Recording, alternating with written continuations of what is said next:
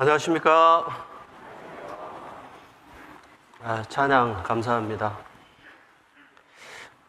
찬양 들으면서 저도 한번 저기 서보고 싶다 그런 생각이 좀 드는데 언제가 또 그런 기회가 올는지 모르겠습니다. 같이 기도하겠습니다.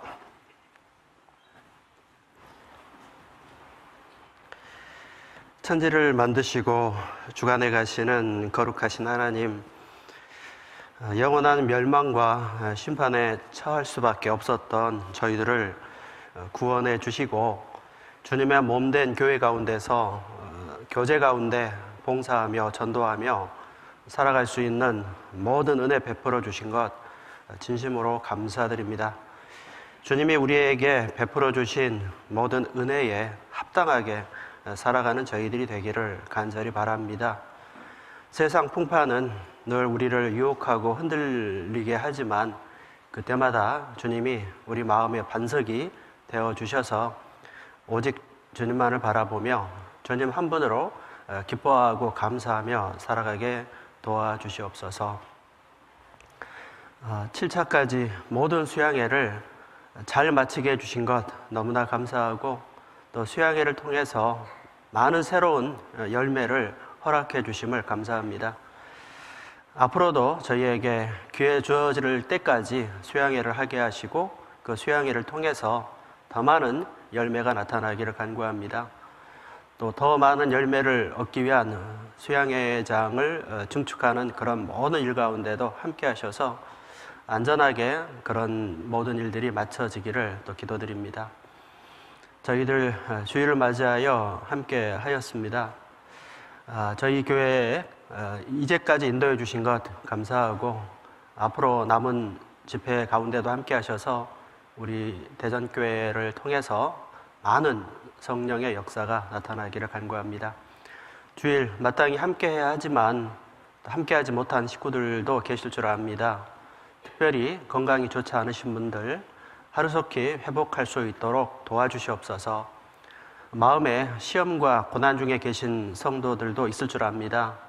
그 모든 시험을 이기게 하시고 그 가운데서 더욱더 주님의 인도하심을 체험하게 도와주시옵기를 바라고 원합니다.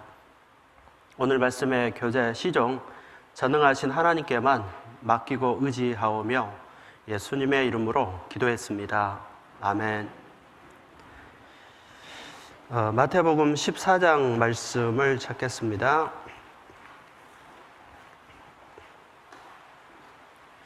마태복음 14장 22절입니다.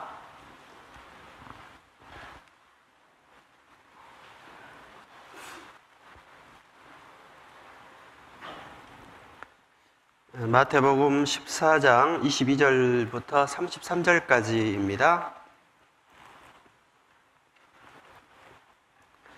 22절부터 제가 읽도록 하겠습니다. 예수께서 즉시 제자들을 재촉하사 자기가 무리를 보내는 동안에 배를 타고 앞서 건너편으로 가게 하시고 무리를 보내신 후에 기도하러 따로 산에 올라가시다 저물매 거기 혼자 계시더니 배가 이미 육지에서 술이나 떠나서 바람이 거슬림으로 물결을 인하여 고난을 당하더라.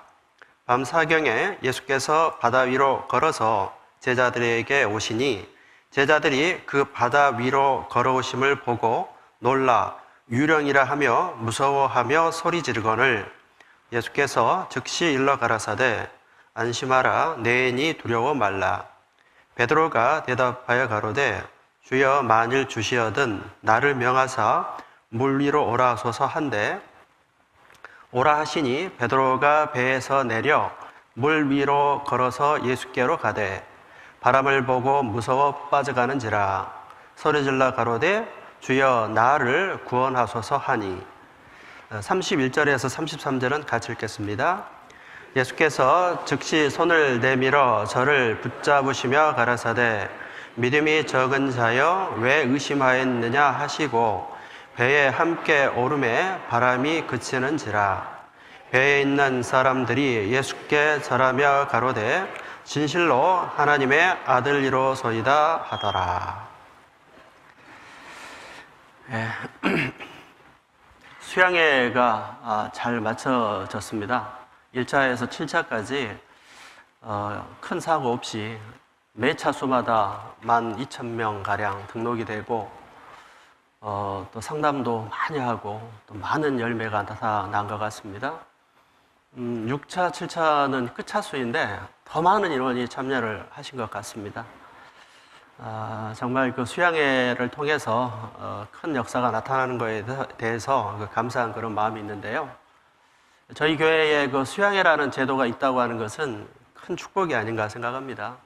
만약에 수양회가 없다면 더운 여름에 뭐 휴가철이다, 또 덥다 이런저런 생각에 자칫 큰 의미 없이 보낼 수도 있는데 저희는 수양회 때문에 뜨거운 여름을 더 뜨겁게, 더 바쁘게 보낼 수 있다고 하는 것은 정말 놀라운 그런 축복이고 좋은 그런 어떤 제도를 우리가 만들어 놓고 정착했다라고 생각을 합니다. 이번 수양회를 통해서도 큰 역사가 나타나는 것 너무나 감사한 그런 마음이 있고요. 또 어제도 잠깐 몇몇 분과 교제하면서 우리 대전교회가 정말 그 열심히 전도하는 것을 제가 느껴가지고 감사한 마음이 들었습니다. 이 수양회 인도를 1,000명 정도 했다고 들은 것 같은데 제가 잘 들었습니까? 잘못 들었는지 모르겠는데 그리고 각 구역마다 전도 목표를 세우고 거의 다 이루신다고 그렇게 말씀을 하셔서 너무나 놀랍고 부럽고 또 제 자신을 돌아보는 그런 시간도 되었던 것 같습니다. 또 어제 제가 오랜만에 대전 교회로 왔는데 주변이 참 좋아졌습니다. 큰 길도 나고 전에는 좀 이렇지 않았는데 그래서 제가 깜짝 놀랐고 또 교회당 안에도 들어와 보니까 뭔가 좀 분위기가 달라진 것 같은 그런 느낌이 들어서 뭔가 좀 그 선한 변화 이런 게 느껴진다는 그런 생각을 하면서 어제 함께 했습니다. 이 수양회를 보면은요, 수양회라는 제도도 훌륭하지만 제 개인적으로는 수양회라는 제도보다도 이 형제 자매님들의 그 전도의 열정이 수양회를 빛나게 하지 않나 생각합니다. 수양회가 아무리 훌륭한 제도라 해도 완전하진 않습니다. 불편한 점도 많습니다. 또 말씀 전하기에는 시간적으로 부족합니다. 그런데도 불구하고 어떻게 이렇게 큰 역사가 나타날까? 그것은 그 수양회라는 그 이름 앞에 전국의 형제자매들이 그 마음이 하나 된 그 열정, 그것이 우리 하나님의 마음을 움직이지 않나 그런 생각을 합니다. 자, 오늘 말씀은 그 무리를 걷는 자 이렇게 제목을 정해 보았습니다. 오늘은 그 베드로에 대한 그런 말씀이기도 합니다. 베드로가 그 바다 위를 걸었던 그런 말씀입니다. 먼저는 예수님께서 바다 위를 걸으셨습니다. 바다라고 하지만 갈릴리 호수입니다. 갈릴리 호수가 큰 호수이기 때문에 바다라고도 그렇게 명하고 있습니다. 예수님께서 풍랑으로 고생하는 제자들에게 무리를 걸어 오셨고 그것을 본 베드로가 저도 좀 걷고 싶습니다. 예수님께서 오라 하셨을 때 베드로도 바다 위를 걸어가는 이런 모습. 그렇지만 바람을 보고 또 빠져 들어갔을 때 예수님께서 구해주시고 예수님께서 배에 탔을 때 풍랑이 잔잔케 되었다는 우리가 익히 아는 그런 말씀인데요. 이 말씀을 통해서 예수님만 바다 위를 걸은 게 아니고 베드로만 걸은 게 아니고 이 말씀은 우리 거듭난 그리스도인의 삶에 있어서도 우리는 바다 위를 걷는 세상을 이기는 그 삶을 살아갈 수 있다고 하는 교훈을 주고 있다고 생각을 합니다. 이런 그 삶에 대해서 믿음으로 살아가는 삶에 대해서 함께 좀 말씀으로 교훈 받아 보고자 합니다. 먼저 본문 말씀으로 돌아가 보겠습니다. 14장 22절에 보시면 마태복음 14장 22절입니다. 예수께서 즉시 제자들을 재촉하사 자기가 무리를 보내는 동안에 배를 타고 앞서 건너편으로 가게 하시고 무리를 보내신 후에 기도하러 따로 산에 올라가시다 점을 매 거기 혼자 계시더니. 자, 이 말씀은 이전에 그 앞에 나와 있는 내용을 보면 예수님께서 오병이어의 기적을 행하셨습니다. 오병이어, 떡 5개, 물고기 2마리로 5,000명을 먹이고 12광주리가 남는 그 놀라운 역사를 이루셨습니다. 자, 오병이어의 그 기적을 행하신 이후에 예수님께서 곧바로 지금 기도하러 올라가시는 그런 모습을 여기에 보여주고 있습니다. 어찌 생각하면 예수님께서 큰 역사를 이루었기 때문에 이제 좀 쉬자 라고 할 수도 있었겠지만, 바로 그 기도하러 가시는 그 예수님의 모습을 통해서 우리의 삶에 있어서도 이 기도를 하는 것이 얼마나 중요한가, 이것을 다시 한번 새겨볼 수 있을 거라고 생각을 합니다. 예수님은 큰 역사의 감동, 그리고 칭찬, 이것을 뒤로하고 조용히 기도하시는 그런 모습인데, 우리의 예를 들어본다면 이제 수양회가 7차까지 다 끝났습니다. 특히 이제 우리 대전교회도 차수가 있었죠. 수양회 차수가 끝나고 나면 힘들고 피곤하고 지치기 때문에 이제 좀 쉬자라는 생각을 할 수 있죠. 전도 집회가 끝났다거나 해외 선교를 다녀왔다거나 이런 경우 좀 쉬고 싶은 마음이 있습니다. 저도 그런 경우가 있는 것 같습니다. 가끔 교회 일정이 너무 좀 빡빡해가지고 아주 힘들 때가 있거든요. 그런데 그런 일정을 다 마치고 나면 나도 모르게 잠깐 쉬자, 그런 생각을 하게 되거든요. 그런데 예수님은 그런 상황 속에서 바로 기도처를 찾아서 기도하시는 이런 모습을 통해서 우리의 삶에 있어서도 우리는 정말 그 더욱 기도에 힘쓰는 삶을 살아야겠다라고 생각이 됩니다. 우리는 바쁠 때 바빠서 기도하기 힘듭니다가 아니고 바쁘니까 더 기도해야 합니다. 사실 우리는 세상 살아갈 때도 오늘 하루 일정이 참 빡빡하다, 할 일이 많다고 하면 여러분 식사를 거르십니까? 챙겨 드십니까? 더 든든히 챙겨 먹습니다. 왜? 할 일이 많으니까요. 마찬가지로 우리의 삶에 있어서도 우리는 바쁠 때 바빠서 기도 못합니다가 아니고 바쁘니까, 할 일이 많으니까 더 하나님 앞에 기도해야 합니다, 이런 마음을 가져야 할 것입니다. 또 정신이 사나울 때 더욱 기도해야 되고, 어려운 일을 당할 때 힘들어서 기도를 게을리하는 것이 아니라 바로 그때가 더 기도할 때라고 생각을 하고 힘써 기도해야 할 것이라고 생각을 합니다. 빌립보서 4장 6절 말씀에도 아무것도 염려하지 말고 모든 일에 기도와 간구로 너희 구할 것을 감사함으로 하나님께 아뢰라 하셨습니다. 자, 예수님의 이런 삶의 모습을 통해서 우리는 기도의 교훈을 받을 수 있을 것이라고 생각을 합니다. 자, 이어서 25절을 보시겠습니다. 25절에 보시면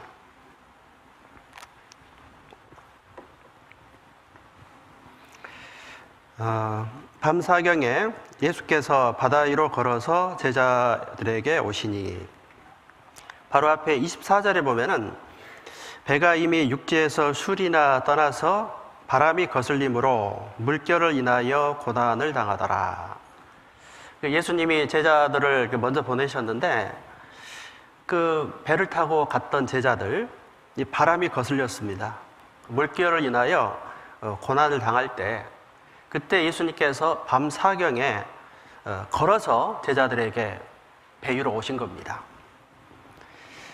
여기서 이 말씀을 좀 생각을 해보면, 밤사경이라고 하는 것은 이스라엘의 그 밤은 1경, 2경, 3경, 4경 이렇게 나누는데, 1경은 6시부터 9시, 그 다음에 2경은 9시부터 12시, 그 다음에 3경은 새벽 3시까지, 또 4경은 새벽 6시까지니까 가장 그 깊은 그런 시간이라고 생각이 됩니다.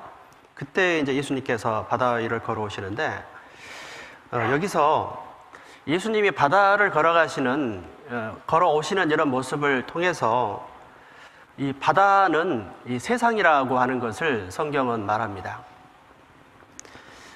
바다는 실제로 세상과도 같다, 세상 풍파와도 같다, 이렇게도 말할 수 있습니다. 요한계시록 13장 1절에 보면은 적그리스도의 등장을 말하면서 내가 보니 바다에서 한 짐승이 나오는데 뿔이 10이요 머리가 7이다. 그 말씀은 적그리스도의 등장을 말하는데 그 바다에서 등장한 적그리스도, 그 바다는 세상을 말합니다. 그래서 세상을 이 바다라고 이렇게 표현할 수가 있는 겁니다. 그리고 이 바다의 특성을 보면 이 바다는 정말 세상과 같다, 이렇게 생각하게 됩니다. 바다를 보면 항상 요동합니다. 가만히 있질 않죠. 계속 파도치고 움직이는 모습을 보이고 있고, 그 다음에 바다의 특징은 한 치 앞도 예측할 수가 없습니다. 잠언 27장 1절 말씀에도 보면 내일 일을 자랑하지 말라, 하루 동안에 무슨 일이 날는지 내가 알지 못한다 했는데 바다가 그런 것 같습니다. 가끔 해변에서 이안류 사고가 나기도 합니다. 멀쩡하던 바다가 갑자기 요동해서 사고를 당하는 경우도 종종 있습니다. 이 바다는 항상 요동하고 예측할 수 없고, 그리고 또한 바다는 참 힘든 곳이라고도 생각이 됩니다. 바다에서 삶은 힘듭니다. 제 아들이 그 군대를 이제 해양경찰, 의무경찰인가요? 이거를 갔다 왔는데 지금은 아마 없어졌을 거예요. 그래서 이제 제 아들 경찰 근무하는 배를 이렇게 견학을 한번 갔던 적이 있습니다. 가서 보고 느낀 점이, 야, 배에서 사는 삶이 고달프겠구나 라는 생각을 했어요. 왜냐하면 저는 원래 바다를 좀 좋아했는데, 바다는 좋은데, 바다는 넓은데 배는 좁더라고요. 아주 그 좁은 공간에서 막 살아야 하고, 또 그 배에서 근무하는 그 군인들의 잠자는 곳을 가봤더니 그 좁은 공간에 타닥타닥 붙어가지고 그것도 위아래로 막 2층으로 막 이렇게 잠을 자더라고요. 그걸 보면서, 야, 역시 사람은 땅을 밟고 살아야지 바다는 사람의 터전이 아니다라는 생각이 들었고, 야, 바다에서 사는 그 삶을 아들에게 추천하고 싶지 않은 그런 생각이 들었었습니다. 자, 바다에서 삶은 참 힘들고 고단한 것처럼 바다 같은 세상을 우리가 살아가는 것은 참 힘들다, 고단하다라고 하는 거고, 또 바다라고 하는 그 특징은 참 위험한 그런 요소들이 참 많습니다. 시편 말씀에 보면은 그 바다에 대한 그 묘사한 구절이 좀 있는데 한번 찾아보겠습니다. 시편 107편을 보시면 여기 책갈피 해놓으시고요.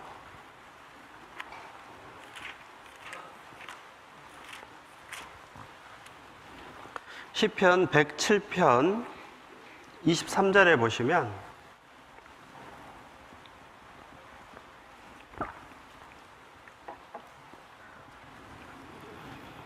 구약성경 883페이지입니다.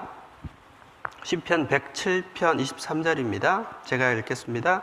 선책을 바다에 띄우며 큰 물에서 영업하는 자는 여호와의 행사와 그 기사를 바다에서 보나니. 바다에서 일하는 사람들에 대한 말이죠. 26절에 보면 이 파도치는 모습이 묘사가 되어 있습니다. 저희가 하늘에 올랐다가 깊은 곳에 내리니 그 위험을 인하여 그 영혼이 녹는도다. 저희가 이리저리 구르며 취한 자같이 비틀거리니 지각이 혼돈하도다. 이에 저희가 그 근심 중에 여호와께 부르짖으매 그 고통에서 인도하여 내시고. 그 다음 30절 하반절에 보면 여호와께서 저희를 소원의 항구로 인도하시는도다. 자, 이 말씀을 보면 그 바다 가운데 풍랑 칠 때 그 고통받는 그 사람들의 모습이 딱 떠올라요. 가끔 영상에도 파도가 크게 치는 걸 보면요, 막 배가 하늘까지 올라갔다가 바다 속까지 막 들어갔다가, 그리고 파도가 가판 위까지 막 치는 그런 모습들을 가끔 볼 수가 있는데, 참 바다는 이렇게 그 위험한 이런 곳이라고 생각이 되고, 그 바다에 있는 그 사람은 자연적으로 하나님의 그 능력을 인정할 수밖에 없게 될 겁니다. 그리고 그 가운데에서 소원의 항구로 인도하신다. 그 배에서 일하는 그 사람들은 항구를 얼마나 바라겠어요.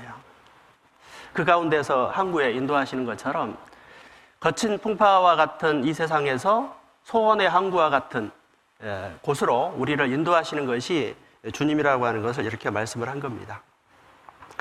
자, 예수님께서 바다 위로 걸어가셨습니다. 바다는 세상을 말합니다. 그런데 예수님께서 바다 위를 걸으셨다고 하는 것은 거친 바다 같은 세상을 예수님께서 이제 모든 고난들을 이기게 하시는 주님이라고 하시는 것을 보여주는 겁니다. 예수님이 바다 위를 걸어가셨다는 것은 세상 풍파를 예수님은 이기셨다라고 하는 것을 말하는 겁니다. 자, 신앙생활은 고난이 없는 것이 아닙니다. 있습니다. 그것은 공평하신 하나님의 법칙입니다. 자, 신앙은 고난이 없는 것이 아니고 똑같이 고난이 있는데 그 고난을 이기는 힘, 그것이 신앙이라고 할 수 있습니다. 예수님은 이긴 자입니다. 그래서 창세기 3장 말씀에도 보면 여자의 후손은 뱀의 머리를 상하게 하고 뱀은 여자의 후손의 발꿈치를 상하게 한다는 그 말씀도 여자의 후손은 예수님을 말하죠. 그리고 뱀은 이게 사단인데요.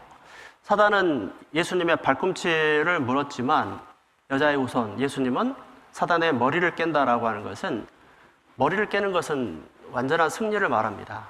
따라서 우리 예수님은 세상을 이기는 분이라고 하는 것을 분명히 말합니다. 요한복음 16장 33절에서도 평안을 너희에게 끼치노니 곧 나의 평안을 너희에게 주노라. 세상에서는 너희가 환난을 당하나 담대하라.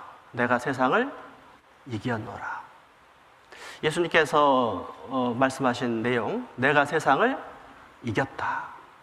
그리고 거듭난 그리스도인의 삶은 예수님과 결탁이 되었기 때문에 예수님의 승리가 그리스도인의 삶의 승리로 이어진다고 하는 것을 말씀을 한 겁니다. 세상은 바다와 같은데 바다 위를 예수님께서 걸으신 것처럼 예수님은 세상 모든 풍파를 이기는 분이라고 하는 것을 보여준 겁니다. 자, 이어지는 말씀에서 보면 예수님만 바다 위를 걸은 게 아니고 그 다음에 베드로가 또 물 위를 걷습니다. 다시 마태복음 14장으로 돌아옵니다. 14장 28절에 보시면 베드로가 대답하여 가로되 주여 만일 주시어든 나를 명하사 물 위로 오라 하소서 한대. 오라 하시니 베드로가 배에서 내려 물 위로 걸어서 예수께로 가되. 자, 예수님만 바다 위를 걸은 게 아니죠. 이 베드로도 물 위를 걸었다는 사실을 말합니다. 이 베드로가 물 위를 걸어가는 모습을 보면 참 대단하다라는 생각도 들어요. 여러분 같으면 예수님이 설령 그 바다 위로 걸어오신다고 해도 저도 한번 해볼게요. 또 예수님께서 오라 이렇게 했을 때 여러분 바다 위로 뛰어들 자신 있으세요? 저 같으면 좀 망설였을 것 같은데 이 베드로는 어떤 성격인지 몰라도 막 뛰어갔는지 걸어가는지 모르겠습니다만은 참 용감하다라는 그런 생각을 하게 되는데, 자, 예수님만 바다 위를 걸어간 게 아니고 베드로도 저도 좀 건너보겠습니다 라고 부탁했을 때 예수님이 오라 하셨고 베드로가 배에서 내려 물 위로 걸어서 예수께로 갔다는 겁니다. 이 말씀은 예수님의 그 승리한 그 능력이 우리 거듭난 그리스도인의 삶에도 이것이 이어질 수 있다고 하는 것을 보여주는 겁니다. 자, 그리스도인도 세상 풍파를 이길 수 있습니다. 세상은 바다와 같고 끝없이 요동하고 힘든 그런 세상이지만 예수님은 바다 위를 걸어가셨던 것처럼 베드로도 바다 위를 걸어갔던 것처럼 그리스도인은 세상 풍파를 이길 수가 있는 겁니다. 그래서 빌립보서 4장 13절에 보면 내게 능력 주신 자 안에서 내가 모든 것을 할 수 있느니라. 또 모세가 홍해바다를 건널 때 바다가 갈라지는 그 기사도 보면 사실 길이 없잖아요. 그런데 그 바다가 갈라지는 그런 역사를 주님께서 이루십니다. 큰 스가랴서 4장 7절 말씀에도 보면은 큰 산아 내가 무엇이냐 내가 스룹바벨 앞에서 평지가 되리라. 큰 산이 평지가 된다는 이런 모든 말씀이 세상은 바다와 같고 세상에는 많은 풍파가 있지만 예수님께서 바다 위를 걸으셨던 것처럼 베드로가 예수님만 바라봤을 때는 바다 위를 걸어간 것처럼 현재 그리스도인의 삶도 주님만 바라보고 가면 세상 풍파를 이길 수 있다. 세상을 이길 수 있다고 하는 것을 보여주시는 그런 내용이라고 생각이 됩니다. 자, 스룹바벨에게 주님께서 사명을 주셨습니다. 다시 성전 재건을 해야 됩니다. 바벨론에 의해서 끌려갔다가 돌아왔죠. 그런데 그 성전을 재건하는데 많은 방해 요소가 있습니다. 인간적으로는 이룰 수가 없습니다. 그런데 그 안에 앞에 있는 모든 산을 하나님께서 제거해 주심으로 인하여 성전을 재건하게 하시는 것처럼 현재 우리 삶도 마찬가지라고 생각이 됩니다. 그래서 너희 믿음이 겨자씨만큼만 있으면 산을 옮기라 하여도 그대로 될 것이다라고 하는 그 마태복음 17장 20절 말씀. 그 말씀이 산을 옮기라는 기도하라 그런 말은 아닌 거 아시잖아요? 이 세상 살아가는 가운데 산 같은 우리의 장애물이 있다 할지라도 그 모든 장애물을 하나님께서 이기게 하신다고 하는 것을 그 말씀을 한 겁니다. 요한 1서 5장 4절 말씀에 세상을 이김은 이것이니 곧 너희의 믿음이니라는 그 말씀대로 예수님의 그 승리, 예수님의 능력이 거듭난 그리스도인의 삶에도 이어질 수 있다고 하는 것을 말하는 겁니다. 그래서 예수의 삶이 우리 그리스도인의 삶에 이게 연결이 되는 게 신앙생활입니다. 예수님의 죽음이 우리 죽음이 되고 예수의 부활이 우리의 부활이 되고 예수의 생명이 우리의 생명이 되고 또 예수님의 승리가 우리 그리스도인의 삶의 승리가 된다라고 하는 것을 분명히 말씀을 하는 겁니다. 그래서 그리스도인의 삶은 바다를 걷는 것처럼 위험하고 힘들고 많은 장애물이 있지만 그것을 이겨낼 수 있다고 하는 것을 말합니다. 그런데 문제는 현실입니다. 자, 분명히 세상 모든 풍파를 이길 수 있다고 했는데 현재 우리의 삶은 세상을 이기며 늘 살아갑니까? 그렇지 못한 경우가 참 많습니다. 베드로가 물에 빠지는 것처럼 현실의 삶에서 우리는 물에 빠지고 넘어지고 자빠지고 이런 일들이 참 많습니다. 넘어지고 자빠지는 가운데서 다시 말씀과 교제로 다시 회복하고 다시 일어서고 그런 삶의 반복입니다. 또한 하나님께서는 넘어지고 일어서는 그런 과정들을 통해서 우리의 신앙을 연단해 가고 계시는 것도 사실입니다. 자, 어째서 우리 그리스도인은 현실에서 물에 빠지고 넘어지는가라고 하는 거예요. 말씀에는 예수님께서 바다 위를 걸으셨고 베드로도 예수님께서 오라 했을 때 바다 위를 걸어갔는데 왜 베드로가 물에 빠졌습니까? 뭘 봤죠? 예수님을 봤습니까? 바람을 봤습니까? 바람을 봤다라고 말합니다.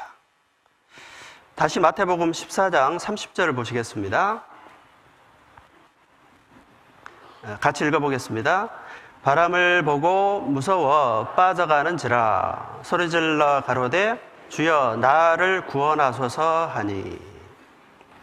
자, 바다 위를 멀쩡히 걸어가던 용감한 베드로가 물에 빠진 이유는 무엇을 봤습니까? 바람을 보았다라고 말합니다. 우리의 신앙생활도 마찬가지입니다. 베드로처럼 예수님만 바라보고 가면 어떤 환난도 어떤 시험도 이길 수 있는데 베드로가 물에 빠진 원인은 바람을 봤기 때문인 것처럼 우리의 신앙생활도 마찬가지로 언제 우리는 넘어지게 되고 빠지게 되는가, 자빠지게 되는가, 그것은 주님을 바라보지 않고 바람을 보기 때문이라고 하는 것을 말씀을 합니다. 자, 바람을 본다는 것은 무엇을 말할까요? 환경을 보고 또 자기를 보는 것을 말하는 겁니다. 베드로가 주님만 바라보고 갔을 때는 바다 위를 잘 걸었습니다. 그런데 주님 바라보다가 시야가 어디로 갔을까요? 환경을 본 거예요.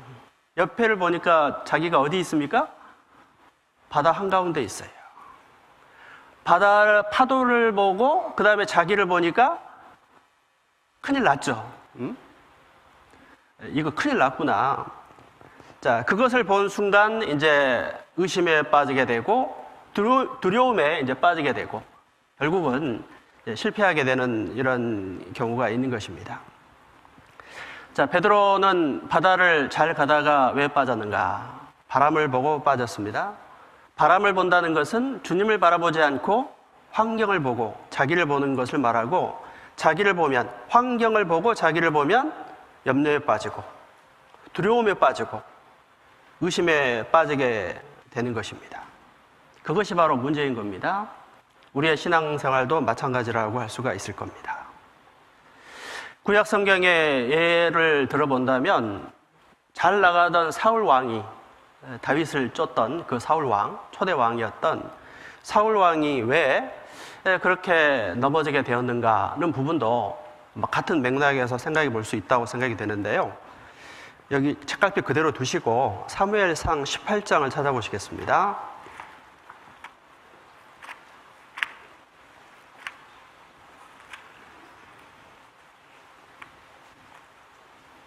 (18장) 29절을 보시겠습니다.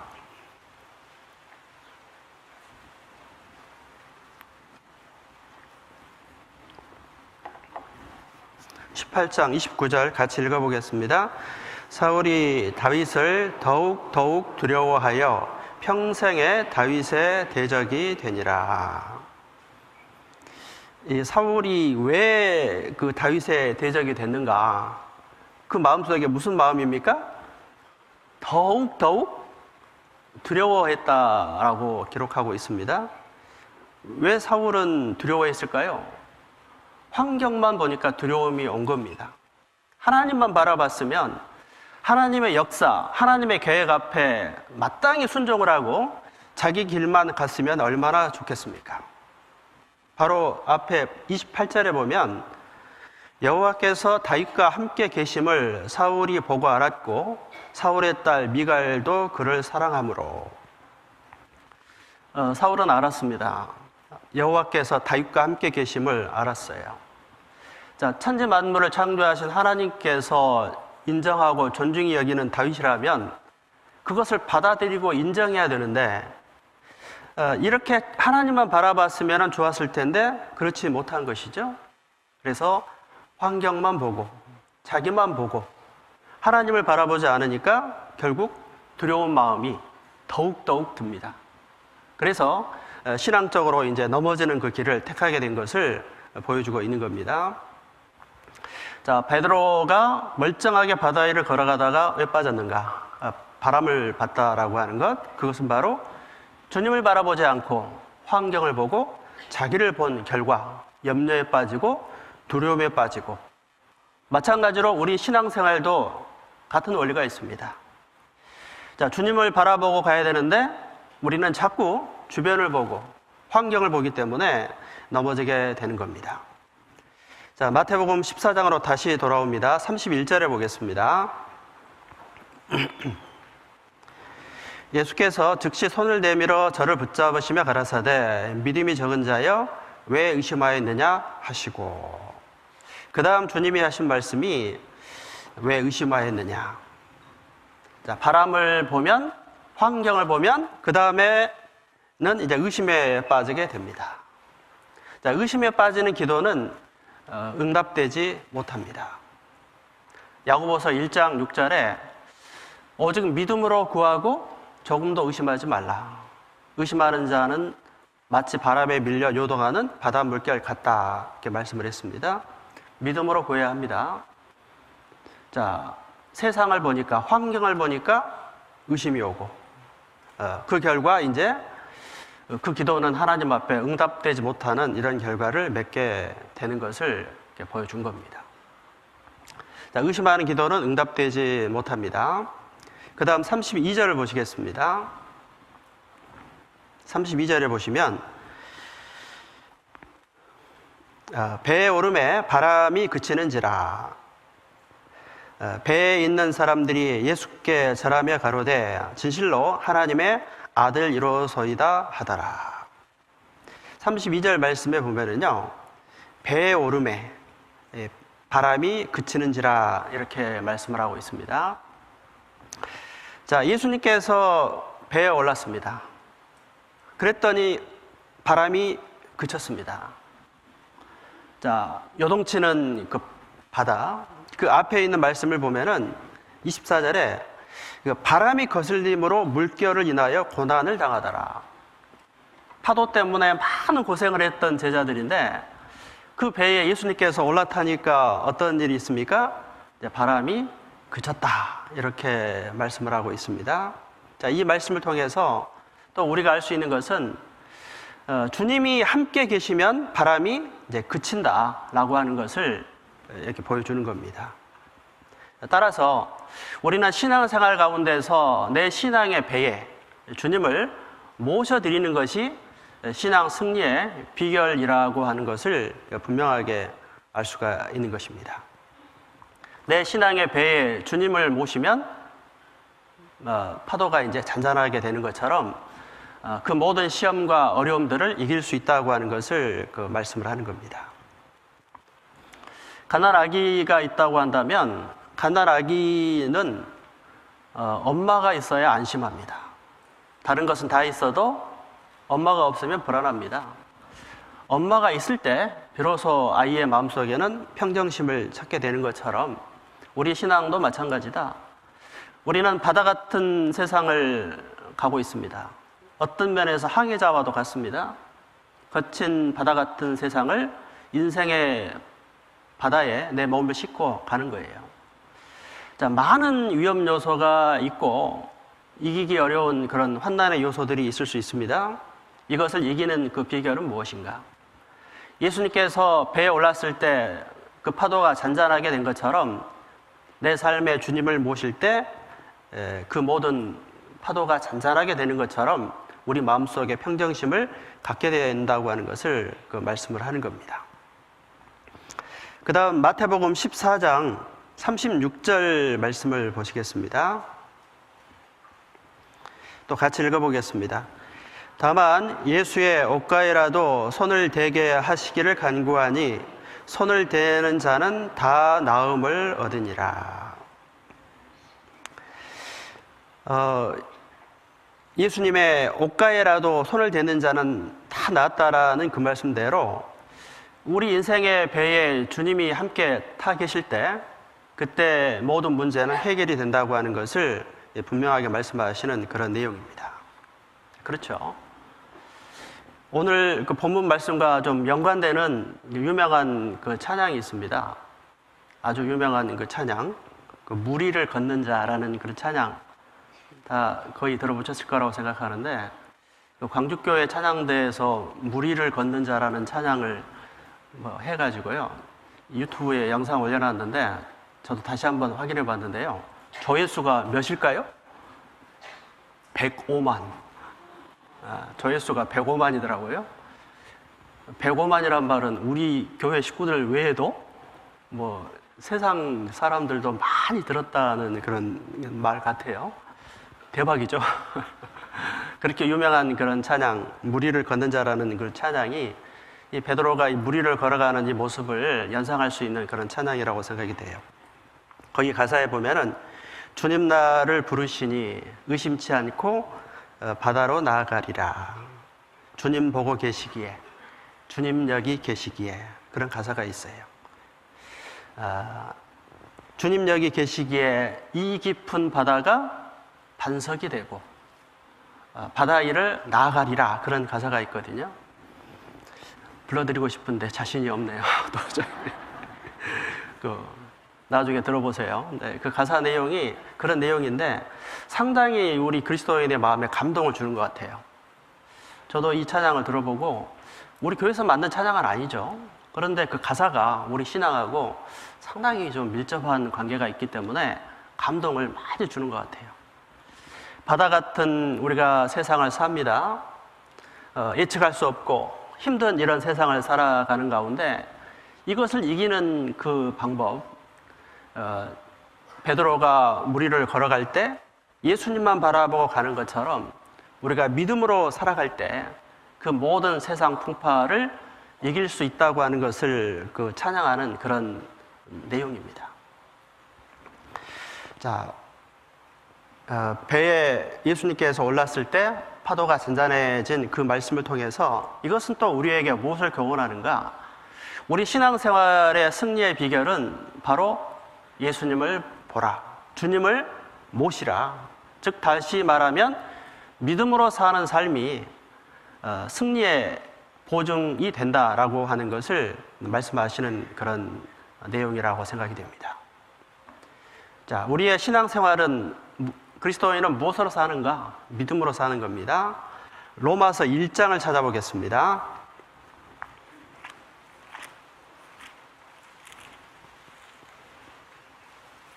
로마서 1장 17절입니다.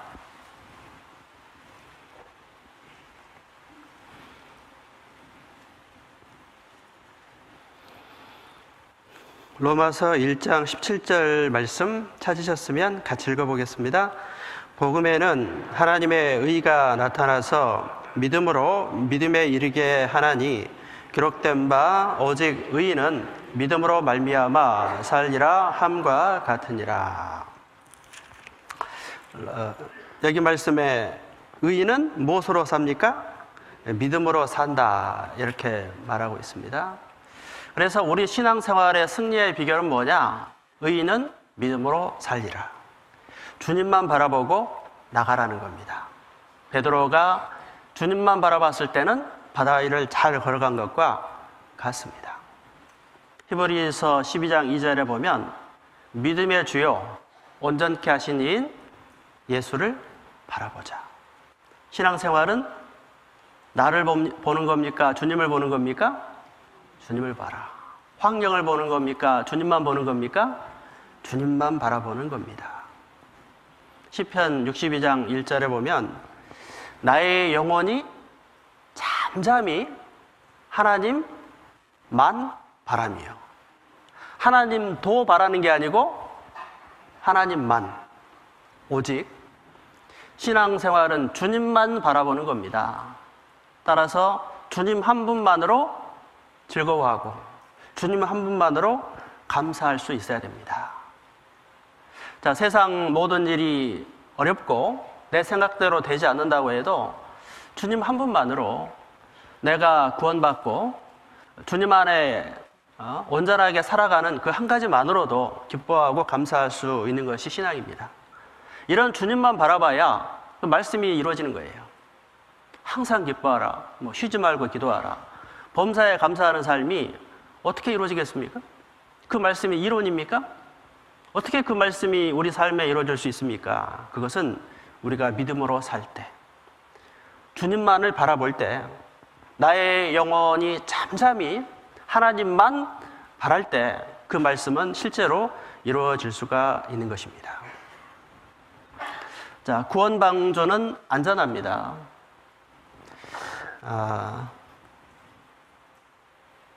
우리의 신앙생활에 있어서 이런 믿음으로 살아가는 것, 주님만 바라보는 것이 비결이다. 이것을 분명하게 말씀을 한 겁니다. 로마서 11장 말씀 찾아보겠습니다.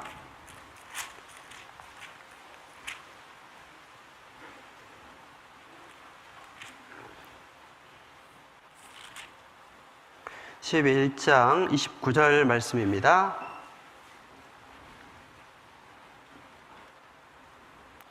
(11장) 29절 같이 읽어보겠습니다. 하나님의 은사와 부르심에는 후회하심이 없느니라. (33절도) 같이 읽어보겠습니다. 깊도다 하나님의 지혜와 지식에 부요함이여 그의 판단은 청량치 못할 것이며 그의 길은 찾지 못할 것이로다. 하나님의 은사와 부르심에는 결코 후회하심이 없습니다. 하나님의 약속은 변하지 않습니다. 불변이라고 하는 것을 이렇게 말씀한 거죠.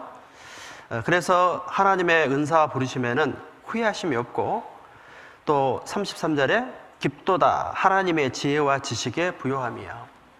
하나님의 판단력은 우리의 판단력보다 월등하다고 하는 것을 말씀을 하는 겁니다. 그래서 우리는 현실의 삶에서 주어지는 일이 내 생각대로 되지 않는다고 해서 쉽게 원망하거나 좌절해서는 결코 안 될 겁니다. 나보다 훨씬 더 지혜와 지식의 부요함이 크고 깊으신 그 주님의 그 뜻을 우리는 믿고 신뢰하며 기다려야 하는 겁니다. 하나님의 약속은 불변입니다. 그리고 하나님은 결코 우리를 떠나지 않는다고 약속했습니다. 그 약속을 믿어야 됩니다. 히브리서 13장 5절 보겠습니다.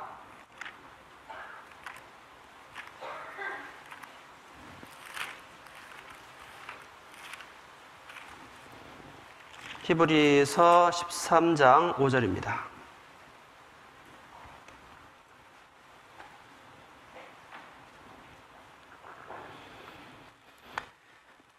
(13장) 5절 6절 같이 읽어보겠습니다.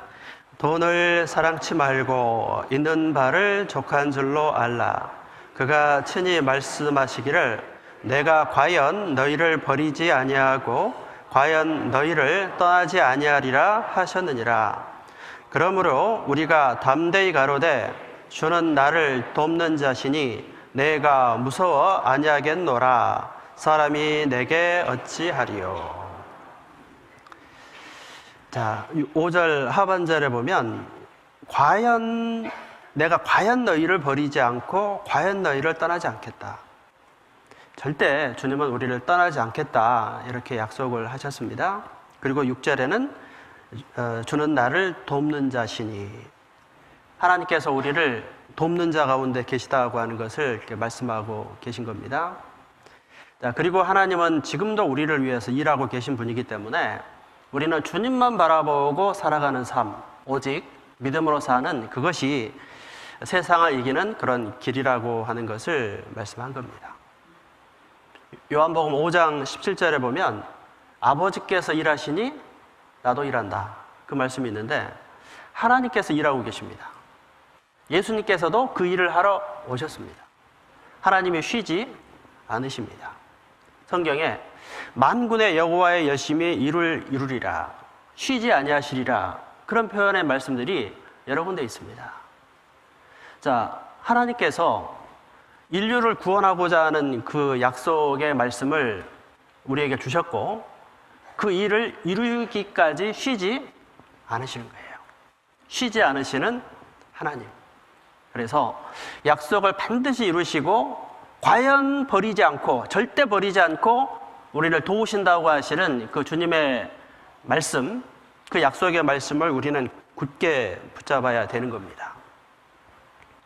그것이 세상을 이기는 그런 길이 되는 것입니다. 자, 우리가 믿음을 따라 살아가는 이 삶의 길은요, 어떤 면에서는 가장 쉽고 안전한 그런 길이라고도 할 수 있습니다. 자, 믿음으로 사는 길, 믿음을 따라 사는 삶은 가장 편한 삶이고 또 가장 안전한 그런 삶이기도 하다라고 하는 겁니다. 구원받는 것도 마찬가지입니다. 구원받는 것도 내 방법으로, 내 노력으로 제사함을 받으려고 하면 첫째 어렵습니다. 되지도 않습니다. 그런데 하나님의 의를 힘입을 때 우리는 쉽게 구원을 받게 됩니다. 믿음으로 구원받는 길은 쉽고 안전한, 그리고 완전한 길이 됩니다. 오늘 암송 말씀에도 그 좁은 문, 넓은 문, 이런 암송 구절이 있었는데요. 좁은 문으로 들어가기를 힘쓰라. 멸망으로 인도하는 문은 크고 넓어 찾는 이가 작다.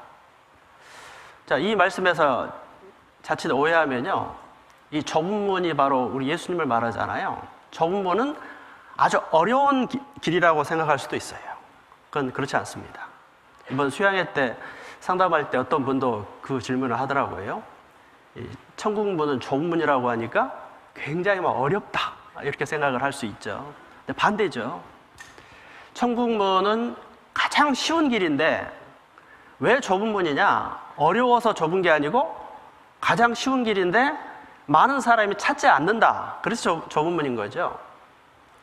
자, 멸망으로 인도하는 문은 왜 넓은 문인가? 찾는 이가 많기 때문이고, 그런데 멸망으로 인도하는 문, 그 길은 자기 방법, 자기 생각대로 구원을 받고자 하는 것은 너무나 어렵고 되지도 않는다고 하는 것을 말씀을 하고, 그런데 세상 많은 사람들은 왜 힘든 길, 성공의 확률이 없는 그 길로 가느냐? 그것은 성경을 알지 못하기 때문에, 깨닫지 못하기 때문에 그런 것이죠. 우리는 그들에게 말씀을 전해서 좁은 문이신 예수님께로, 하나님의 방법으로 가장 쉽고 안전한 그 길로 그들을 인도해야 하는 겁니다. 자, 구원받는 것도, 믿음으로 구원받는 것은 쉽고 완전한 길입니다. 구원받은 이후의 신앙생활도 마찬가지라고 그렇게 할 수 있습니다. 내 방법, 내 생각대로 사는 신앙생활은 첫째 어렵고, 그리고 마음의 평강도 없고 또 열매도 없게 되어 있습니다. 자, 법대로 경계하지 않으면 상을 얻지 못한다는 말씀대로 우리의 신앙생활은 내 생각대로 사는 것이 아니고 의인은 믿음으로 말미암아 살리라는 말씀대로 믿음을 따라 주님만 바라보고 살아가는 그것이 진정한 정답이고, 그 길이 가장 쉬운 길이라고 하는 것을 말하는 겁니다. 자, 믿음을 따라 사는 삶의 모습이 현실의 삶에서는 어떤 모습으로 나타날까? 그것은 교회와의 연합으로 나타난다라고 말씀을 드릴 수가 있습니다. 자, 교회 안에 연합하는 삶은 신앙생활에 있어서 가장 효율적이고 가장 쉬운 그런 방법이라고 말씀을 드릴 수가 있는 거예요. 여러분, 공부를 열심히 잘하는 쉬운 방법이 뭘까요? 혼자 하는 게 좋아요? 학교 생활을 열심히 하는 게 편해요? 학교 생활을 열심히 하는 게 훨씬 편한 겁니다. 학교 생활을 열심히 하면 선생님께서 갈 바를 안내하고 시키는 대로만 하면 뭐 좋은 성적을 거두는데 유리할 겁니다. 그러니까 학교를 가야죠. 마찬가지라고 생각합니다. 신앙생활을 나 혼자 할 수 있습니까? 못합니다. 나 혼자 한다고 생각해 봐요. 어떻게 내 삶을 하나님께 드릴 것인가? 어떻게 나의 은사를, 내 달란트를 이걸 가지고 주님을 위해 살 것인가? 너무 어려워요. 어떻게 해야 될지도 알 수도 없어요. 그런데 교회 가운데 연합해서 정말 그 교회 질서 속에 내가 그 안에 거하면 나는 그냥 그 안에서 내 할 일만 했는데 우리는 자동적으로 내 믿음이 자라고 성령의 역사에 참여하게 되고 열매 맺게 되고 이런 모든 것들이 나타나게 되는 겁니다. 또 하나의 예를 들어본다면 요즘에 그 선한 사람들이 세상적으로도 기부하는 일이 있습니다. 내가 평생 모았던 많은 돈을 좋은 일에 쓰고 싶다. 자, 그 많은 재산을 내 스스로 선한 일에 쓰려고 하면 너무 힘들어요. 그러지 않겠습니까? 필요한 사람을 찾아내가지고 적절하게 분배를 해가지고 나눠주고 너무 힘들어요. 근데 어떻게 하면 쉽죠? 그 재단에 기부하는 그런 재단에 기부를 하면 그 재단에서 잘 활용하면요 쉽게 얼마나 편해요. 그리고 내 재산이 아주 선한 일에 훨씬 더 잘 쓰여지게 될 겁니다. 물론 세상에는 그런 걸 잘못 또 오용해서 또 문제가 되기도 하지만 그것은 뭐 극소수의 모습일 거라고 생각하고 그런 것처럼 주님이 내게 주신 은사가 있고 달란트가 있지 않습니까? 내 문화, 구원의 어떤 은사가 있고 그 다음에 달란트, 재능이 있습니다. 주님이 우리에게 문화를 맡겨주시고 달란트를 맡겨주신 것은 장사하라, 이걸 가지고 나만 누리라는 것이 아닙니다. 그런데 이 내 은사와 달란트를 가지고 구원을 받았으면 장사하는 이런 삶을 살아야 되는데, 열매 맺는 삶을 살아야 되는데, 이것을 어떻게 해야 될지 나 혼자로서는 도무지 방법이 없는 겁니다. 그런데 교회 안에 함께하면, 연합하면 아주 쉽게 그 모든 일을 행할 수 있다고 하는 것을 이렇게 말씀을 하는 겁니다. 그래서 이 교회와 함께하는 이런 삶이 가장 지혜로운 삶이다. 그리고 그것이 믿음으로 사는 삶의 모습입니다. 신앙생활은 교회 생활입니다. 절대 혼자 하는 것이 아니에요. 자, 교회와 함께 서로 사랑하는 가운데, 연합해서 합력하여 살아가는 가운데 우리는 믿음이 자라고 또 그 속에서 열매도 맺는 겁니다. 우리 교회가 지금 전 세계 80 몇 개 나라에 복음을 전하고 해외 교회가 1000개가 넘는 이런 선교의 역사를 이루고 있는데, 그것도 우리 개인이 한다면 뭘 하겠습니까? 자, 우리가 함께 하기 때문에 그런 모든 일을 이룰 수가 있는 거예요. 얼마나 감사한 그런 일입니까? 자, 이렇게 교회와 연합하는 일은 가장 쉽고 안전한 그런 신앙생활의 모습이다라고 하는 것. 교회와 함께하고 교회와 연합하고 그것이 믿음으로 사는 삶의 하나의 모습이라고 하는 것을 분명하게 이렇게 말씀을 하는 겁니다. 우리는 신앙생활도 항상 모든 면에서 이렇게 믿음으로 하시는 이런 것들이 참 필요하다라고 생각합니다. 그래서 교회가 하는 일에 마음을 함께하고 협력하셔야 됩니다. 봉사할 때도 마찬가지예요. 봉사도 어떻게 해야 되느냐? 믿음으로, 달리 말하면 하나님이 주신 힘으로 해야 됩니다. 베드로전서 4장 찾아보겠습니다.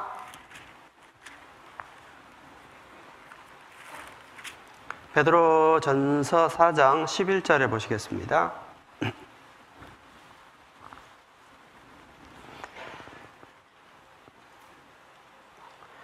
4장 11절 같이 읽어보겠습니다. 만일 누가 말하려면 하나님의 말씀을 하는 것 같이 하고, 누가 봉사하려면 하나님의 공급하시는 힘으로 하는 것 같이 하라.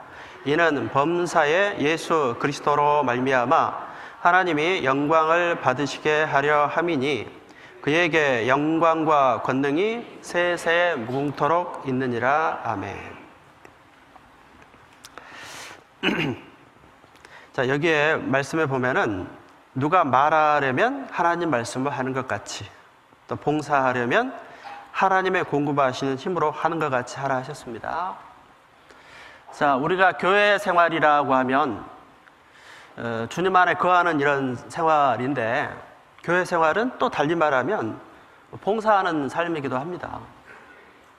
자, 몸의 비유, 교회의 비유가 여러 가지가 있습니다. 그 중에 한 가지가 이 몸의 비유입니다. 예수님이 머리가 되고 이 교회는 몸인데요. 몸의 비유 안에 우리 개인은 뭐죠? 지체입니다. 지체. 지체는 몸 안에 연합이 되어 있지 않으면 아무짝에 쓸모가 없는 것이죠. 자, 그리고 온몸의 지체가 내 몸 안에 거한다는 것은 가만히 있나요? 일하나요? 일하는 거예요. 손은 자기 할 일이 있어요. 내 몸 안에 어떤 위장이라고 한다면, 위장이 내 몸 안에 거한다는 것은 자기 할 일을 하는 거예요. 할 일 없는 지체는 없잖아요. 마찬가지로 교회 생활이라고 하는 것은 각각의 우리 형제자매들은 자기 위치가 있고 그 지체의 할 일들이 다 있습니다. 그걸 잘 파악을 하셔야 돼요. 그래서 내 위치가 어디인가를 정확히 알고, 그리고 그 속에서 내가 할 일을 묵묵히 행하는 그것이 주님 안에 거하는 거예요.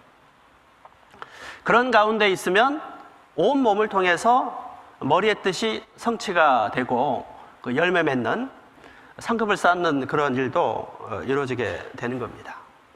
이처럼 봉사할 때도 정말 하나님이 주신 힘으로 하라, 그 말은 믿음으로 하는 거예요. 주님이 주신 힘으로 이렇게 하려고 해야지,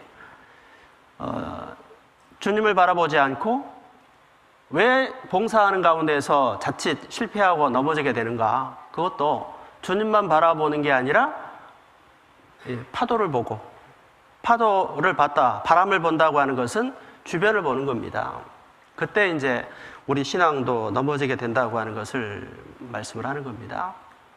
자, 봉사할 때도 주님만 바라보고 가시면 돼요. 옆에 보지 마세요. 자꾸 주변을 보니까 다른 사람과 비교를 하는 거예요. 다른 형제자매들을 바라보니까 나만 봉사하고 누구는 안 하는 것 같네? 이제 판단하는 마음이 막 드는 거죠. 그리고 왜 나만 이렇게 고생해야 돼? 원망하는 마음이 들고. 주님만 바라보면 그럴 일이 없잖아요.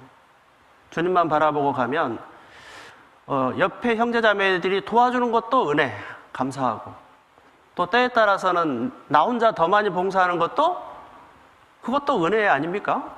더 천국의 상급을 더 많이 쌓을 수 있는 그런 기회가 될 수도 있으니까. 그래서 주님만 바라보고 가는 거예요. 봉사할 때 자기 욕심에 너무 빠지면 안 됩니다. 하나님께서 우리에게 내 분량 밖의 것을 바라실까요? 그러지 않습니다. 내 믿음의 분량만큼 내 위치에서 묵묵히 다하면 돼요.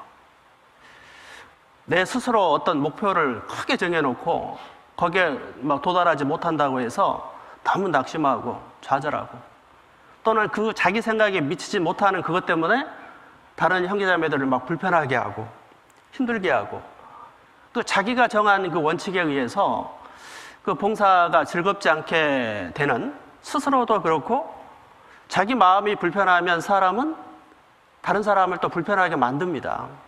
그렇죠? 그 교회 안에서도 불편하게 하는 사람들 보면 그분이 더 힘든 사람이에요. 그렇게 이해하면 좋겠어요. 가끔 그 교회 안에 보면은 좀 다른 사람을 힘들게 하고 막 이런 분들이 있어요. 왜 저럴까라고만 보지 말고 저분 본인 스스로가 가장 힘든 분이다라는 생각을 가지고 좀 이해하는 그런 마음을 갖는 것도 필요할 거라고 생각해요. 봉사할 때도 믿음으로 주님만 바라보고 가면 원망과 시비가 없죠. 그런데 자꾸 사람을 보고, 환경을 보고, 바람을 보고, 나를 보고, 이러니까 이제 어떤 게 나옵니까? 판단 또는 분노, 화가 나고 다툼이 나는 거예요. 교회 안에서 봉사하면서 가장 있어서는 안 될 것 중에 한 가지가 다툼이라고 생각을 해요. 아마 우리 대전교회는 많이 성숙해서 그런 일이 많이 없지 않겠나 생각하지만, 좀 아직 믿음이 연약한 교회는 열심히 하다가 좀 다투기도 하고 큰 소리도 나고 이런 일이 있거든요. 참 합당하지 않죠. 주님만 바라보고 믿음으로 행하지 않으면 세상을 바라보면 화가 나고, 그로 인해서 다툼이 나고 그런 일도 있을 수가 있는 거라고 생각이 돼요. 그래서 믿음으로 사는 삶, 그것이 가장 쉽고 안전한 삶입니다. 내가 교회 안에 함께 할 수 있다, 내 신앙의 방향을 잡아주는 교회가 있다, 얼마나 감사한 일이에요. 항상 감사한 마음을 가지세요. 옆에 동력자들이 있다, 얼마나 감사해요. 앞에서 일하시는 구역장님, 조장님, 임원들 얼마나 귀한 분들이에요. 협력해야 되지 않겠습니까? 교회 앞에서 일하신 분들 월급 받는 분 계신가요? 월급 받는 게 아니라 자기 돈 써가면서 다 일하시는 분들이에요. 얼마나 귀해요. 우리는 당연히 그런 분들을 정말 성경 말씀대로 귀하게 여기고, 그 다음에 정말 그 말씀에 위배된 일이 아니라면 적극적으로 정말 도와주는 그런 마음을 가져야죠. 좀 인간적인 부족한 것은 참고, 기도해주고, 격려하고, 그 인간적인 약점을 보완해주는 게 신앙이에요. 보완해주려고 해야지 좀 인간적인 약점 있는 거를 자꾸 들춰내고 지적하고 그거 돕는 게 아니에요. 자꾸 지적하는 사람들은 그 생각 속에 어떤 생각이 있냐면 그렇게 하는 것이 돕는 길이다. 이렇게 생각을 하는 거예요. 그 자기 생각이죠. 그러니까 신앙생활은 절대 자기 생각에 빠져서는 안 됩니다. 오직 주님만 바라봐라. 베드로가 바다 위를 잘 걸어가다가 왜 빠졌습니까? 바람을 보고. 바람을 보니까 어떻게 됩니까? 염려에 빠져요. 환경을 보고 자기를 보니까 염려에 빠지고, 자기를 보니까 할 수 없잖아요. 열등의식에 빠지게 되고, 마음이 낙심, 떨어지고, 환경을 보고 자기를 보니까 자신감도 떨어지고, 낙심하고, 좌절하고, 불안하고, 그 두려운 마음에 의해서 이제 신앙적으로 무너지는 그런 일들이 있게 되는 것입니다. 그래서 베드로가 바다 위를 걸었습니다. 먼저는 예수님께서 바다 위를 걸어오셨다. 베드로도 바다 위를 걸어갔다. 우리 그리스도인도 바다를 건널 수 있습니다. 조건은 무엇입니까? 주님만 바라보고 갈 때, 주님을 바라보지 않고 환경을 보고 바람을 보면 넘어지는 것처럼 우리의 신앙생활의 원리가 바로 그것이다 라고 하는 것을 말하는 겁니다. 의인은 믿음으로 말미암아 살리라, 그 말은 환경 보지 말고 오직 주님만 바라보며 가는 것이다 라고 하는 것을 이렇게 말씀을 하는 겁니다. 또한 믿음으로 사는 삶이라고 하는 것은 또 어찌 보면 기도의 삶이기도 합니다. 자, 우리는 어떤 어려운 일이 닥쳤을 때 어떻게 행해 나가야 될까? 어떻게 믿음으로 이것을 극복할까? 그것은 바로 또 기도라고도 생각할 수 있습니다. 신앙생활에 기도가 참 중요한 그런 요인 중에 한 가지이고, 또 기도가 그렇게 쉬운 것이 아니지 않습니까? 기도는 어떤 면에서 이 전쟁이다, 이렇게도 표현할 수가 있을 것 같아요. 실제로 그 예수님의 기도 생활을 보면 전쟁 같다, 아주 치열한 그런 싸움이라고 하는 생각이 들어요. 누가복음 22장 말씀 찾아보시겠습니다.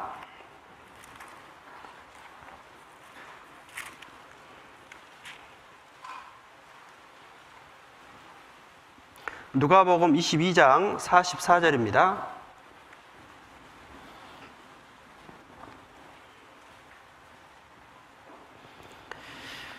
22장 44절 말씀 같이 읽어보겠습니다. 예수께서 힘쓰고 애써 더욱 간절히 기도하시니 땀이 땅에 떨어지는 핏방울 같이 되더라. 십자가를 앞두고 예수님께서 기도하시는데 얼마나 간절하게 기도했는지 땀이 어떻게 변합니까? 막 핏방울처럼 변했다고 하는 것을 보면 예수님의 이 기도는 기도라기보다는 정말 그 전쟁과 같다라는 그런 생각이 듭니다. 치열한 그런 기도입니다. 자, 우리는 믿음으로 사는 삶을 위해서 가장 지켜야 될 것은 마음이라고 생각이 됩니다. 잠언 4장 23절에 보면 무릇 지킬 만한 것보다 내 마음을 지키라. 누구 마음을 지키라? 내 마음을 지키라, 그런 말이잖아요. 그러니까 신앙생활에 있어서 정말 믿음으로 사는 삶은 내 마음을 지키는 것이 정말 중요한 그런 일이고, 내 마음을 지키기 위한 그런 영적 싸움, 이것이 반드시 필요하다라는 그런 생각도 해보게 됩니다. 마음을 지켜야 됩니다. 마음이 무너지면 다 무너지는 거예요. 마음을 지키면 언젠가 우리는 이겨낼 수가 있는 겁니다. 마음을 지키고 정말 인내하면 때가 이름에 거두리라, 그 약속의 성취를 바라볼 수가 있는 것이죠. 그래서 현재 상황이 좀 좋지 않다고 해서, 현재 상황이 기도의 응답의 어떤 기미가 전혀 보이지 않을 때 우리 마음은 낙심하고 좀 좌절하는 마음을 갖게 돼요. 낙심하고 좌절하면 그 다음에 포기하는 마음이 나도 모르게 들고, 그렇게 하면 승리할 수가 없죠. 그건 믿음으로 행하는 모습이 아니잖아요. 현재 상황은 아무것도 보이지 않는다. 그렇지만 주님의 약속은 변함이 없다. 주님은 일하고 계시다라고 하는 사실을 우리는 믿고 기다릴 수 있어야 됩니다. 신앙생활은 기다림이다라고도 말할 수 있는 거예요. 믿음은 기다리는 겁니다. 믿음이 없는 사람은 기다릴 수 없겠죠. 그러나 하나님의 약속을 믿는 사람은 오래 참고 기다리는 겁니다. 기다리지 못하는 사람, 참지 못하는 사람, 인내하지 못하는 사람은 하나님의 약속을 기대할 수가 없고, 우리는 참고 기다리는 가운데서 자기 자리를 끝까지 지키는 거예요. 그러면 분명히 그 약속의 성취를 보게 될 것을 말씀을 하는 겁니다. 자, 파도와 같은 파도 치는 세상에서 기도가 답입니다. 우리는 이 기도의 싸움, 사방이 막힌 것 같은 상황이 우리에게 닥칠 수 있습니다. 그때 열린 문은 무슨 문? 하늘 문밖에 없어요. 실제로 우리 신앙생활 하다 보면 막 엎친 데 덮치는 경우가 있잖아요. 오른쪽도 막혔고 왼쪽도 앞도 뒤도 다 막혔다. 그런데 한쪽 문은 열려 있죠. 하늘 문은 열려 있어요. 자, 이번 수양회 때 어떤 형제님, 다른 교회 형제님이 저 와서 상담을 할 때도 그런 교제를 하시더라고요. 사방이 막혔다고. 가정도 문제가 생기고, 자기 자녀도 지금 막 곁길로 나가고, 돈도 다 이제 잃게 되고, 신앙생활도 직장 이제 어렵고, 너무 힘들다, 이런 말씀을 이렇게 하시는데, 우리는 간혹 그런 일이 닥치게 됩니다. 누구든지 그럴 수 있어요. 모든 게 이제 안 풀리는 이런 상황들이 되고, 사방이 막혔을 때, 그때 하늘문은 열렸다. 그 하늘문이 뭔가? 기도의 문이라고 하는 것을 말한 거예요. 요셉이 축복을 얻었습니다. 야곱이 이제 축복을 받고, 그 다음 길은 광야길이에요. 이제 형을 피해서 광야에 가서 돌베개 베고 잠을 잘 때, 그때 하늘문이 열리는 그 모습처럼 우리의 삶에 정말 하나님의 축복은 받았는데 현실의 삶은 앞뒤, 옆이 막히는 그런 상황이 때론 있을 수 있는데 그때 하늘문은 열려있다 라고 하는 것 우리는 기억해야 됩니다. 홍해바다가 가로막고 있습니다. 자, 길이 없습니다. 그 홍해바다 앞에 길은 외통수 길이고 그 길에 그 이집트의 특공대가 막 쳐들어오면 갈 곳이 없습니다. 갈 곳은 바다밖에 없어요. 바다에 들어가면 다 죽습니다. 그때 모세를 통해서 바다의 길을 만드셨습니다. 길 만드시는 주님이에요. 그 길을 통해서 이스라엘 백성들은 이제 구출을 당하는, 구원을 받는 그런 일이 구약 성경에 나와 있는데 그것도 우리 신앙생활의 교훈이라고 생각이 돼요. 때론 우리 신앙생활에 길이 없는, 방법이 없는 그런 상황 속에서 하나님이라면 길을 만드시는 분입니다. 바다를 갈라서라도 하늘문을 여시는 분이 바로 하나님이세요. 그래서 현실의 상황만 보지 않아야 됩니다. 베드로는 바다를 건너다가 왜 빠졌는가? 환경을 보고, 현실을 보고, 자기를 보고, 방법이 없는 거죠. 빠지는 거예요. 자, 그러나 하늘문이 있다. 기도의 문이 있습니다. 하나님 앞에 맡기고, 그 다음에 주님은 일하고 계신다. 하나님은 쉬지 않으신다라는 그 사실을 기억하고 기다리는 것, 그리고 자기 위치를 지키는 것. 그것이 응답받는 비결입니다. 갈라디아서 6장 말씀을 보시겠습니다.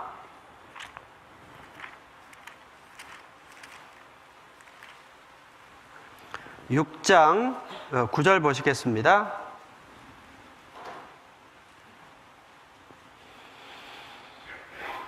갈라디아서 6장 9절 같이 읽어보겠습니다.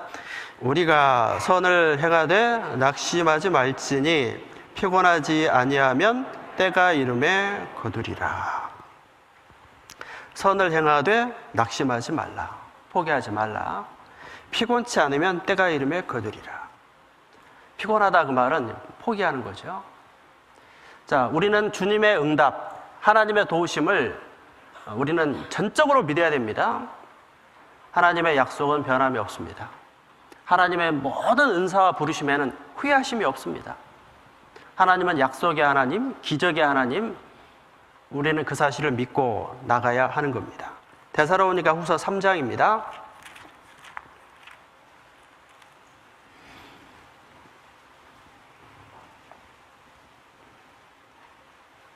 데살로니가 후서 3장 13절 또 같이 읽습니다. 형제들아 너희는 선을 행하다가 낙심치 말라. 선을 행하다가 낙심, 포기하지 않아야 됩니다. 임계점이라는 게 있죠. 물이 끓는 데에는 몇 도? 100도. 100도가 되기 전까지는 끓지 않아요. 100도가 딱 돼야 돼요. 95도, 96도 지금 끓기 위해서 준비되고 있지만 끓지는 않는 거거든요. 마찬가지로 주님이 우리를 도와주시는 그 임계점도 있다. 우리는 그때까지 참고 기다려야만 하는 겁니다. 여리고성 전투할 때도 여리고성을 마지막 날 7바퀴 돌 때까지 성은 아무런 변화가 없었습니다. 나아만 장군이 문둥병 치료를 받을 때도 7번째 잠그기 전까지 6번째 잠궜을 때까지는 아무 변화가 없는 거예요. 자, 6번이나 잠궜는데 변화가 없다라고 낙심하면 거기서 끝나는 겁니다. 하나님의 약속을 끝까지 믿고 나아가는 것, 그 간절함과 그 기도. 성경에 하나님의 응답을 받는 사람들, 또 믿음에 승리하는 사람들의 모습을 보면 기도의 사람이고 그 기도는 간절함. 그 간절함의 기도를 주님께서 들어주십니다.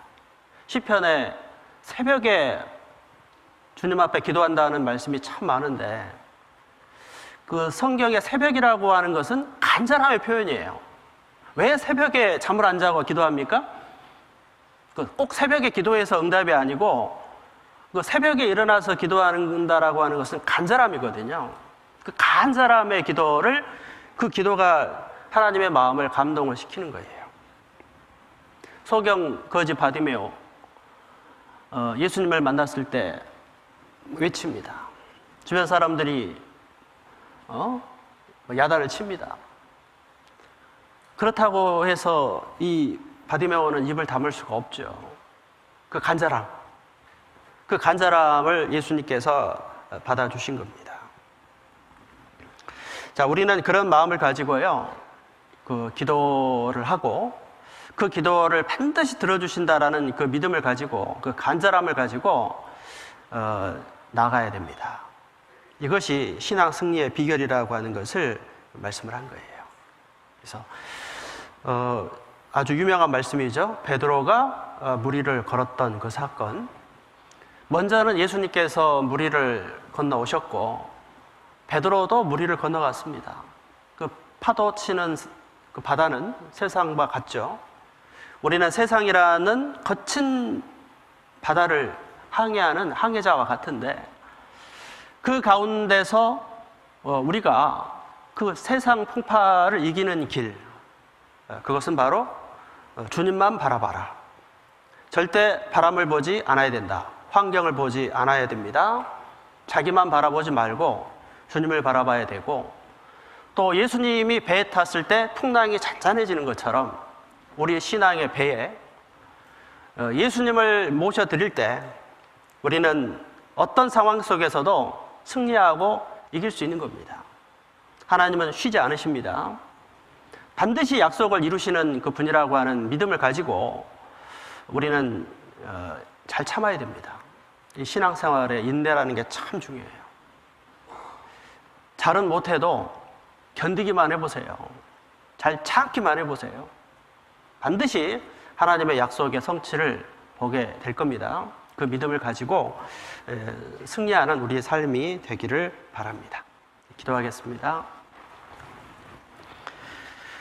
천지를 만드신 거룩하신 하나님, 저희를 구원해 주시고 이 거룩한 교회 안에 형제 자매들과 함께 사랑하며 연합하며 봉사하며 전도하며 살아가게 하신 것 너무나 감사합니다.